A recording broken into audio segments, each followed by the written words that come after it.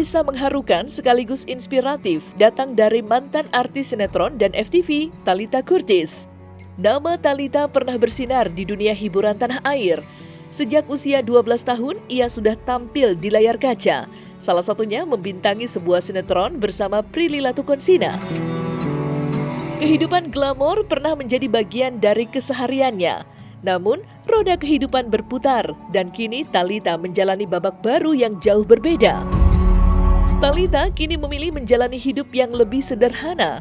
Ia banting setir dengan berjualan risol dan chicken katsu di pinggir jalan di kawasan Bojonggede, Bogor, Jawa Barat. Setiap harinya ia membuka lapak kecilnya, melayani pembeli dengan senyuman hangat.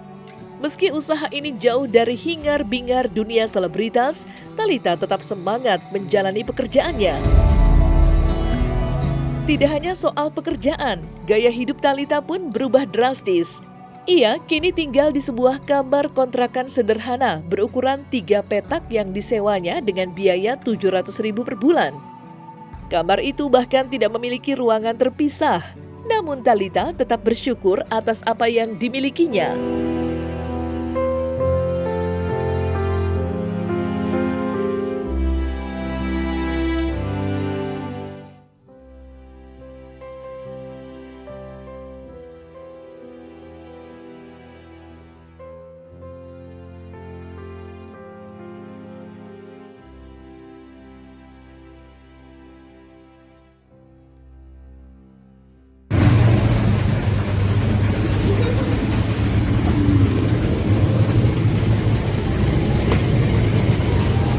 Gila, keren banget.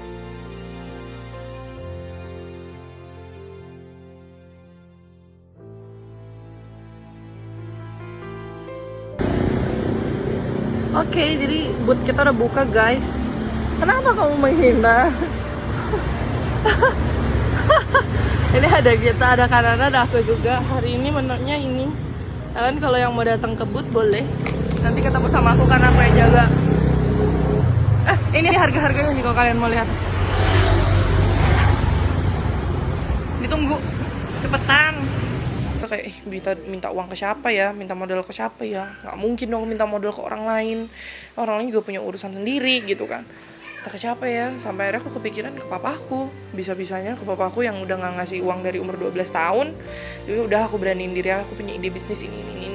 Dan ternyata di ACC. Dan itu aku nggak langsung ditransfer loh, Kak. Aku tuh harus bikin proposal. Aku minta uang ke papaku, aku harus ngajuin 2 kali proposal, 2 kali revisi. Karena dia tidak mau menerima specialty kayak anak sama bapak, enggak. Ya tetap gitu, yang kayak lo harus ngasih tahu lo mau jualan apa, kualitinya apa gitu. Ya selayaknya lo pinjam sama bank, tapi lo nggak ganti ke gue gitu. Itu uang pertama yang masuk ke rekeningku, mungkin bisa menjadi uang yang terakhir yang dia kasih, itu modalnya 10 juta. Makanya banyak juga netizen yang bilang kayak, kan bapaknya bule, nggak mungkin bapaknya miskin gitu kan. Kayak bapaknya aja sekarang tinggal di London gitu kan. Untuk tinggal di London aja udah kebayang ya harus punya harta berapa gitu kan. Jadi kayak kenapa nggak lebih ke, mereka bertanya-tanya tuh lebih ke apa sih, Kak? Emang orang tuanya kemana?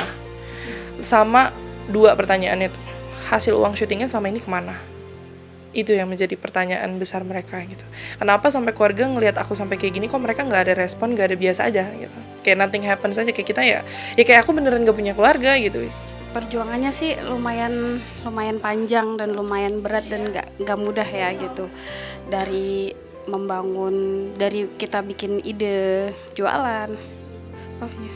Dari bikin ide jualan terus sampai kita usahanya berjalan, terus dari mendapatkan modal dari papanya gitu, yang kayak kita seperti bikin proposal gitu, yang nggak panjang banget sih gitu dan nggak mudah gitu.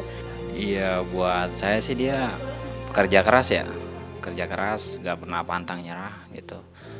Terus juga ya cuman yang mirisnya dia tuh udah kerja keras tapi kayak kurang perhatian aja gitu. Mentingin diri sendirinya tuh nggak pernah, nyenengin diri sendiri nggak pernah. Selalu mementingkan keluargaku harus bahagia, ibuku harus bahagia gitu. Bertahan hidup dalam kesederhanaan bukanlah hal yang mudah, tetapi Thalita Curtis menjalani semuanya dengan hati yang lapang, penuh perjuangan dan kesabaran. Mantan artis sinetron ini menyadari bahwa hidup selalu penuh dengan dinamika dan ia memilih untuk tetap melangkah maju meskipun harus meninggalkan kehidupan glamor yang pernah ia rasakan. Sambil menunggu datangnya tawaran akting, Thalita tetap menikmati aktivitasnya berjualan risol dan chicken katsu di pinggir jalan. Di balik kesederhanaannya, tersimpan semangat besar untuk terus berkembang. Di sela-sela kesibukannya berjualan, Thalita juga aktif mencari uang untuk mengembangkan usahanya. Ia bermimpi suatu hari nanti bisa membuka kedai kecil yang nyaman, di mana lebih banyak orang bisa menikmati hasil masakannya.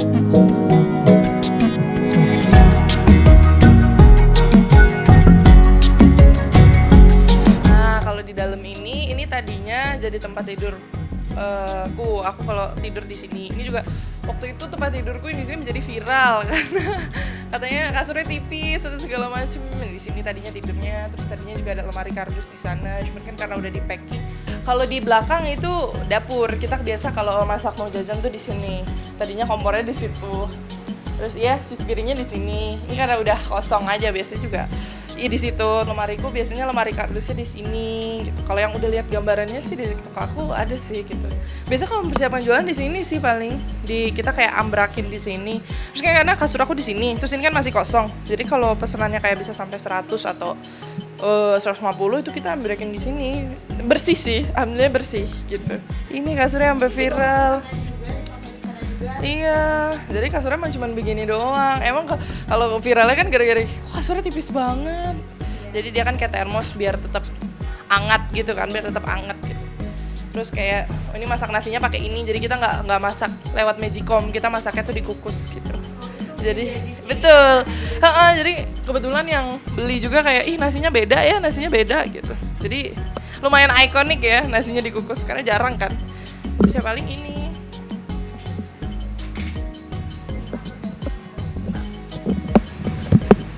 Paling ini sih, ini biasanya aku bawa buat jualan. Nih ada wortel, terus ada wijen.